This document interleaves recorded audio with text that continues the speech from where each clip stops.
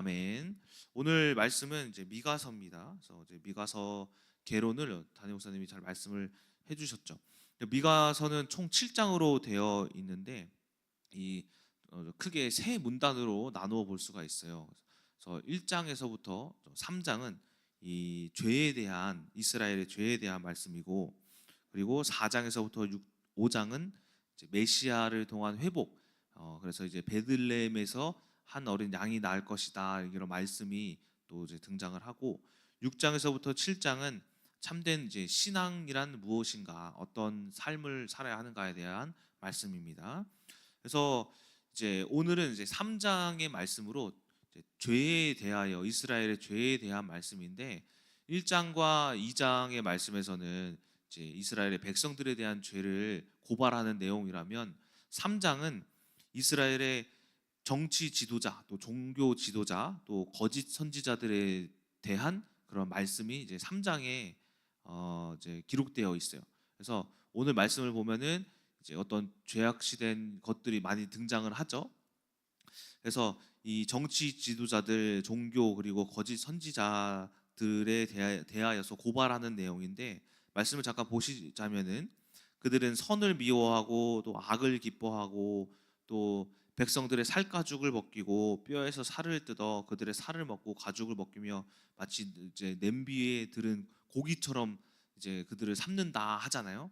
이 정치자들이, 우리 이제 통치자들의 행위를 보면은 백성들에게 뜯어가서 자기들이 먹을 것을 채운다라는 거죠. 이처럼 이스라엘도 마찬가지로 그런 정치 지도자들이 다윗 때는 모르겠지만 그 이후에 점점점 타락함으로써 백성들을 괴롭히고 있음을 이야기를 하고 있다라는 거예요. 그러니까 한마디로 어떻게 보면 그들의 삶을 백성들을 뜯어먹고 사는 거죠. 그리고 또 이제 선지자들, 종교 지도자들에 대하여서도 말씀을 하는데, 그들이 이제 입에 물 것이 있으면은 평안을 외치나 입에 물 것이 없으면은 전쟁을 이야기하는도다 하면서, 그들이 이제 어떤 삭슬 바라고 돈을 바라고 어떤 재물을 바라면서 그런 이제 종교 지도자의 행세를 하고 있음을 또 고발하고 있다라는 거예요. 그런 자들은 밤을 만나리니, 6절 보시면은 이상을 보지 못할 것이요 어둠을 만나리니 점치지 못하리라. 그러니까 어떤 영적인 말씀의 능력이 없어지겠다, 사라지겠다라고 이제 하나님께서 저주를 이제 말씀하고 계십니다. 그리고 이제 그 외에도 그 이후에 이제 뭐 선견자가 또 이제 8절, 9절, 10절, 11절 모든 이제 말씀 안에서 정치 지도자들, 어떤 권력자들, 통치자들에 대한 이제 죄악에 대하여서 고발하는 말씀을 볼 수가 있다라는 거죠. 자, 그렇다면 하나님이 원하시는 삶은 무엇인가를 봤을 때, 우리 나중에 좀 볼 텐데 6장 7절, 8절을 제가 읽어드릴게요. 하나님이 원하시는 의인의 삶이란, 여호와께서 천천의 순양이나 만만의 강물 같은 기름을 기뻐하실까? 내 허물을 위하여 내 맏아들을, 내 영혼의 죄로 말미암아 내 몸에 열매를 드릴까? 사람아, 주께서 선한 것이 무엇임을 내게 보이셨나니, 여호와께서 내게 구하시는 것은 오직 정의를 행하며 인자를 사랑하며 겸손하게 내 하나님과 함께 행하는 것이 아니냐라고 말씀하시면서, 이 정치 지도자들, 통치자들, 선지자들에게 향하여 아무리 좋은 이제 재물로, 많은 것으로, 천천의 양이나 만만의 강물로, 기름으로 드릴지라도 그것은 우리가 하나님께서 받으시지 아니하시고 우리들의 정직한 마음을 받으신다. 8절에 정의를 받으신다, 낮은 자를 사랑하는 것을 받으신다, 또 겸손한 마음을 받으신다라는 거예요. 그리고 또한 재물로 구원받는 것이 아니고 그 하나님에 대한 그 진정한 이 마음을 통하여서 하나님께서 우리를 의롭게 만들어 주신다라고, 이제 나중에 4장, 5장, 6장, 7장을 통하여서 어떻게 회복되어질 것인가에 대해서 이야기하고 있는 것이 이제 미가서의 이제 말씀입니다. 자, 근데 이스라엘 백성들이 결국에는 이제 이 미가서를 통하여서 그 삶이 저주를 받잖아요. 근데 그 왜 저주를 받았을까라는 거예요. 그들이 제사를 잘 드렸고 또 절기를 잘 지켰고, 또 어떤 이들은 율법을 지켰지만 어디서 망가졌냐면은 삶에서 망가진 거예요. 삶에서. 그러니까 절기도 잘 지켰대요. 천천의 양을 드렸대요. 만만의 기름을 드리고. 그런데 어디서 무너진 거냐면은 삶에서 백성들을 뜯어먹고, 오늘 말씀에서는 이 통치자들이, 권력자들이, 그 선지자들이 백성들에게 좋은, 백성들이 나에게 삭슬 주고 뇌물을 주면은 좋은 말을 해주고, 아니면은 막 전쟁을 선포하듯이 악한 말을 하고, 또 그 이전에 1장과 2절 보면은 밤에는 죄를 꾸미고 낮에는 그 죄를 꾸민 죄를 행하고, 또 2장에서는 또 밭을 탐하고 그 밭을 강탈하고, 그리고 거짓말을 하고 등등등등 여러 가지 죄악들에 대하여서 이야기를 하거든요. 그러니까 이 어떤 행위적인 하나님 앞에서의 행위는 했지만은 삶에서의 거룩함이 없었다라는 겁니다. 그러니까 이와 같이 우리가 오늘 본문의 말씀에서 깨달을 것은 무엇이냐면은, 이 예배 자리를 승리하는 것보다 우리가 삶의 자리에서 승리하는 것이 더 중요하다라는 거예요. 그래서 이제 로마서 12장에 바울이 어떤 이제 말씀으로 우리에게 권면하느냐면은, 로마서 12장 1절 2절 제가 읽어드리도록 하겠습니다. 그러므로 형제들아, 내가 하나님의 모든 자비하심으로 너희를 권하노니 너희 몸을 하나님이 기뻐하시는 거룩한 산 제물로 드려라. 이는 너희가 드릴 영적 예배니라 라고 하면서 영적 예배를 드리라고 권면을 합니다. 또 2절에 너희는 이 세대를 본받지 말고 오직 마음을 새롭게 함으로 변화를 받아 하나님의 선하시고 기뻐하시고 온전하신 뜻이 무엇인지 분별하도록 하라라고 하면서, 그 이후에 12장 말씀을 보면은 삶에서의 어떤 이제 거룩한 삶이 무엇인가에 대해서 나와요. 쭉쭉쭉쭉 읽어보시면은. 그러니까는 하나님이 원하시는 것이 무엇이냐면은 영적 예배다라는 거예요. 그래서 오늘은 이 영적 예배에 대하여서 한번 말씀을 드리고자 합니다. 여기서 제가 말씀드리는 이 영적 예배는 무엇이냐면은 삶에서의 예배, 삶에서의 예배. 제가 이제 저도 마찬가지로 교회에서의 전도사로, 강도사로, 목사로 헌신하지만은 삶에서 안 되는 부분이 너무나도 많아요. 지금도 당연히 있죠. 특히 이제 전도사 때에는 180도 달랐어요. 제가 이렇게 그때 새벽 예배는 안 했다. 고등부, 중등부 그때 이제 담당하고 맡으면서 예배를 드리고 뭐 하냐면은 이제 주일날 예배 끝나면 PC방을 가요. PC방을 가가지고 막 6시간, 7시간 게임을 하는 거예요. 대학교 다니면서도 대학교 출석 체크만 하고 막 누워서 자요. 왜? 전날 밤새 PC방 갔거든. 게임에 미쳐가지고, 교회 직분은 전도사라서 토요일 주일날 와가지고 막 헌신하는데 평일에는 삶에서는 그게 안 되는 거예요. 집에 오면은 김상희 사모님이랑 싸우고, 또 이동조 목사님이랑 싸우고, 은혜 사님이랑 싸우고. 이 삶의, 교회에서는 전도사인데 삶에서는 그냥 그냥 일반 사람도 아니야. 뭐 게임 중독자였죠. 게임 중독자로 살았다.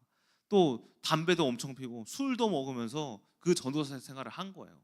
그러니까 교회에서의 삶과 이 삶에서의 이 삶이 달랐던 거예요. 이게 뭐냐면은 영적 예배가 되어지지 않았다라는 거죠.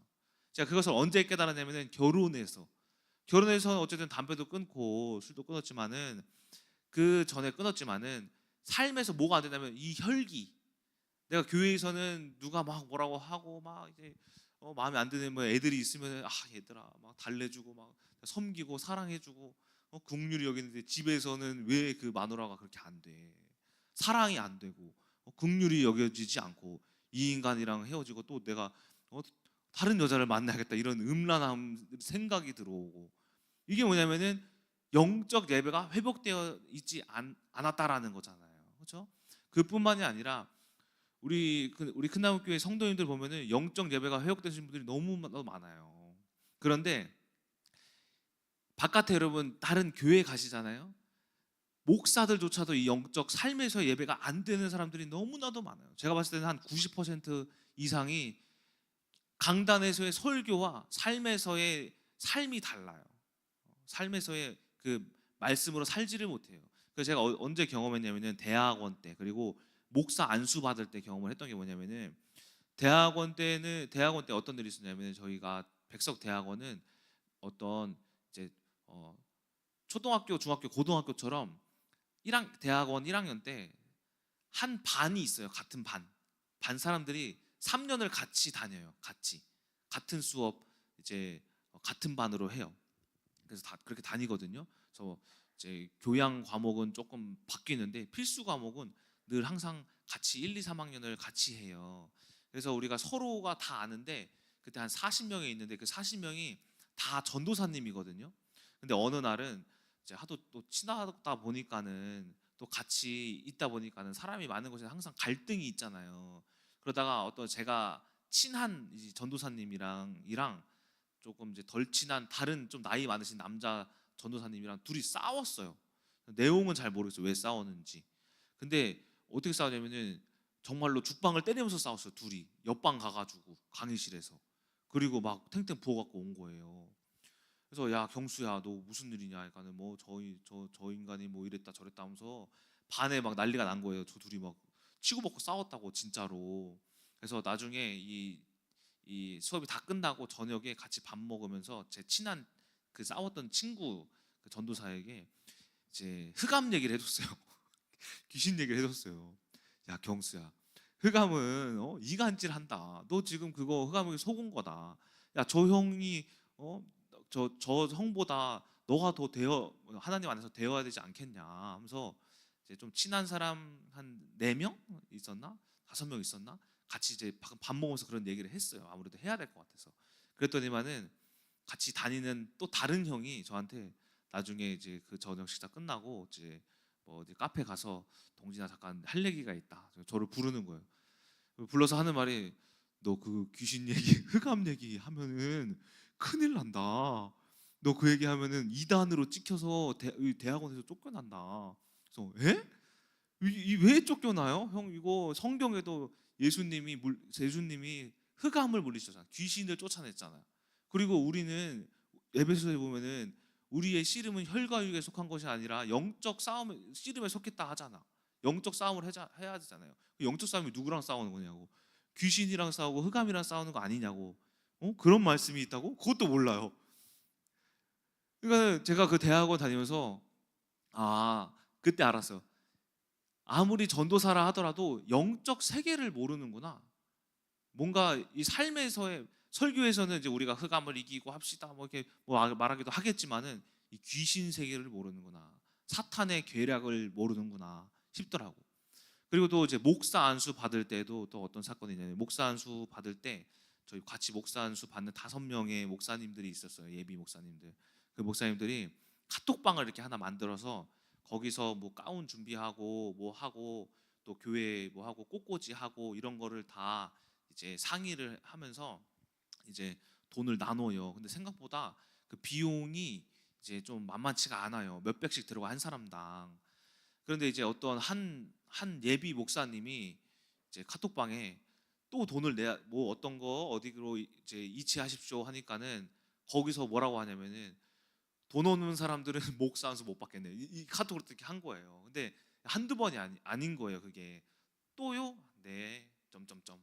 또요? 알겠습니다. 점점점.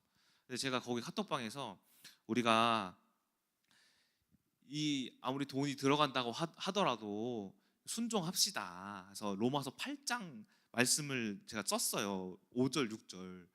육신을 따르는 자는 육신의 일을, 영을 따르는 자는 영의 일을 생각하느니 육신의 생각은 사망이요 영의 생각은 생명과 평안이니라. 이걸 썼어요. 우리 이 말씀 가지고 승리합시다. 그런데 뭐라고 한 줄 알아요? 이동진 예비 목사님은 큰일 나셨네요. 이 로마 교회 바울이 로마 교회에다 한 말씀을 왜 지금 이 자리에서 얘기합니까? 성경은 성경대로 그 배경을 알아야 합니다. 목사님은 모르시는군요. 하면서 이게 나는 오히려 그 사람이 지금 뭔 소리를 하는 건지를 모르겠는 거예요. 아니 이게 도대체 뭔 소리지? 바울이 로마 교회에다 쓴 거 맞잖아. 근데 로마 교회는 사람 아니야? 우리도 그 로마 교회 같은 환경에 있을 거 아니에요. 근데 그 말씀을 그 로마 교회에만 적용이 된다고? 근데 아예 애초부터 딱 그 생각에 이 사람이랑은 대화가 안 되겠구나. 영적인 세계를 모르니까 육신이라는 것과 영을 구분을 못하고 분별을 못하니까 거기서 예 죄송합니다. 제가 죽었어요. 예 죄송합니다. 알겠습니다. 그때 이렇게 죽었던 기억이 나요. 그리고 뭐 이렇게 나중에 만나가지고 또 잘 풀긴 했는데, 무슨 말이냐면은 이 우리가 전도사라도 강도사라도 예비 목사가 될 사람이라도 영적 세계를 모른다. 그러니까는 이 영적 세계에서는 어디까지가 영적 세계인 거예요? 교회 안에서의 말씀뿐만이 아니라 삶에서도 우리가 이 영적 세계를 알아야 하는데 그 세계를 모르고 있다라는 거예요. 많은 그리스도인들이 심지어 목사까지도 모르고 있다라는 거예요. 그런데 이처럼 이스라엘 백성들의 문제가 뭐였냐면은 삶에서도 그 말씀대로 행하지를 않았다라는 거예요. 그래서 오늘은 이 영적 예배에 대해서 조금 풀어드리고자 합니다. 영적 바울이 이야기하는 이 영적 예배는 헬라어로 로기코스 라트레이아라고 해요. 이 로기코스가 영적이고 라트레이아가 예배인데, 먼저 이 라트레이아에 대해서 좀 말씀을 드리자면은, 라트레이아는 섬기다, 예배란 뜻이에요. 수고하다, 어떤 수고를 행하다, 헌신하다 이런 뜻이에요. 근데 이 뜻은 뭐냐면은 예배가 영어로 두 가지가 있어요. 하나가 워십이에요. 워십 아시죠? 또 하나가 뭐냐면은 서비스예요. 서비스. 근데 여기서 라트레이아는 뭐냐면은 어떤 의미냐면은 서비스예요. 서비스. 서비스는 뭐예요? 뭔가 섬기는 거잖아요. 그렇죠? 섬기는 거, 헌신하는 거잖아요. 뭐 식당 가면은 누가 이제 우리 오늘 뭐 서비스로 뭐 이제 뭐 우동 나왔습니다 하면 서비스로 사장님이 섬겨 주신 거잖아. 그렇죠? 헌신해 주신 거잖아. 그걸 서비스라고 하잖아요. 그러니까는 이 예배가 뭐냐면은 서비스예요. 워십은 뭐냐면은 경배와 찬양. 이 서비스는 헌신이에요. 섬김이거든요. 근데 우리가 잘못 알고 있는 게 경배와 찬양을 할 줄 아는데 서비스라는 헌신과 섬김이 안 돼요. 예배가. 우리가 교회에 와서 헌신하시는 분들만 헌신하고 섬기시는 분들만 섬기고 다 워십만 해요. 워십. 근데 예수님은 마가복음 10장 45절에 뭐라고 하시냐면은, 인자가 온 곳은 섬김을 받으려 함이 아니라 도리어 섬기려 하고 자기 목숨을 많은 사람의 대속물로 주려 함이니라 라고 해요. 예수님이 오신 것은 워십을 받으려고 한 게 아니라 서비스하러 오셨다는 거예요. 서비스하러. 누구를 본받으냐면 서비스 하시는 예수님. 자, 여기서 뭐가 나오냐면은 영적, 로기코스가 뭐라고 말씀드렸죠? 영적. 영적이라는 게 뭐냐면은 이게 성령이라는 뜻이에요. 성령. 그러니까 비물질적인 육신의 예배가 이스라엘의 예배, 천천의 양이나 만만의 기름과 같은 이건 육신의 예배인 거예요. 그런데 영적 예배는 서비스, 성령이 원하는 비물질적인 헌신. 그게 뭐예요? 사랑, 긍휼, 인애, 자비, 용서. 이러한 것들이 뭐예요? 영적 예배다라는 거예요. 그래서 또 예배란 우리가 교회 안에서 서로 우리 장로님을 사랑하고 우리 지사님을 긍휼히 여기고 이제 섬기고, 이게 아니라 예배가 성령님이 원하시는 섬김과 사랑과 헌신이라는 예배가 삶에서 될 때에 그것이 영적 예배가 되어진다라는 거예요. 바울이 이야기하는 이 영적 예배는 교회에서의 너희들이 섬겨라 헌신해라가 아니라 삶에서. 그래서 로마서 12장 보면은 어디에서 섬기라 그러라고 하면은 형제 간에, 이웃 간에 헌신하고 사랑하고 우리가 구제하고 긍휼히 여기라 그래요. 어디서? 삶에서. 그러니까 우리가 어떤 예배가 회복되어져야 하느냐? 바로 삶에서의 예배가 회복되어져야 한다. 근데 우리가 가정에서 워십은 하는데 서비스를 또 하질 못하잖아요. 제가 가정에서 워십은 많이 했어요. 어떤 워십을 많이 했냐면은 가정이 하도 싸우니까는 내가 하나님을 위한 가정으로 드려야지 해서 조민정 사모한테 그렇게 설교 준비를 제가 따로 했다고 했잖아요. 새벽 예배 준비할 때 조민정 사모 거 해가지고 밤에 같이 잘 때 얘기하려고, 설교하려고 하나님께 의지는 했어. 근데 뭐가 없었냐면은 서비스가 없었던 거예요. 내가 조민정 사모를 섬기지 못했던 거야. 사랑하지 못했고 긍휼히 여기지 못했고 용서하지 못했고 인내하지 못했고 자비하지 못했다라는 거야. 근데 어느 날 워십이 아니라 삶이 서비스가 되니까 삶이 바뀌더라고요. 더 이상 조민정 사모에게 설교 준비를 안 하고 조민정 사모에게 사랑해주고 내가 먼저 죽고 예수님과 같이 섬기고 밥 해주고 고기 구워주고 배고프니까 맛있는 거 사주고 서비스, 영적인 성령님이 원하는 그 삶 서비스가 되어지니까 그 삶이 변하더라라는 거예요. 그러니까 무슨 말이냐면은 우리가 오늘 미가서에서 등장하는 이스라엘 백성들과 이 통치자들의 문제가 뭐냐면은 삶에서의 섬김이 없었다, 서비스가 안 되었었다라는 거예요.